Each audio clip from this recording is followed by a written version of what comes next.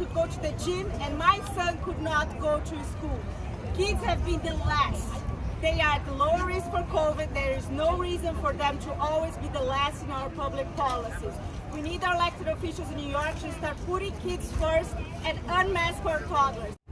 It's not fair that I can go to school without a mask, but my sister has to wear one.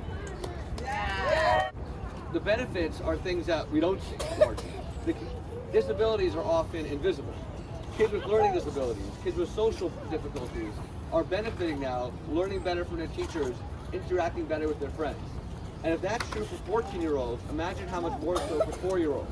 Unmask our toddlers! Unmask our toddlers! Unmask our toddlers! Theory about science is just as everybody else.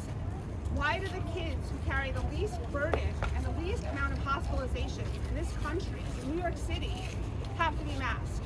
When the mayor just dropped the mandate for vaccinations in public restaurants, movie theaters, for elderly, unvaccinated, morbidly obese, cancer patients who are going to put a huge burden on the health system if they get COVID, but these little children who put the least burden on the health system and have the least risk are still forced to mask. If anybody has taken care of a 2 to 4-year-old wearing a mask, you know that this is a soggy, wet petri dish on their face. I would love to culture these masks and see what we can bring up.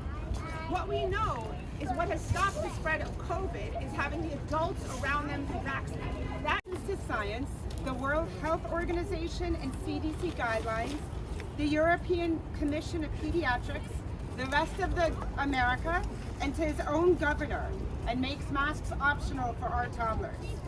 This is a generation of children that have lived their entire lives in the shadow of COVID.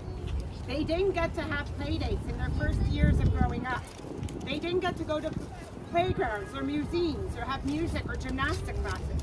Many of them may not have even left their apartments often during the past few years. Already, the burden of COVID has weighed upon their tiny shoulders for most, if not their entire lives.